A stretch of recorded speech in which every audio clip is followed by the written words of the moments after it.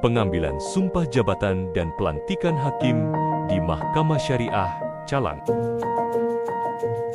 Bahwa meskipun kita saat ini dipercayakan mengemban amanah sebagai hakim, tapi jangan sekali-kali kita menunjukkan jabatan hakim tersebut yang sifatnya bisa menguntungkan diri sendiri, apalagi memperkaya diri sendiri.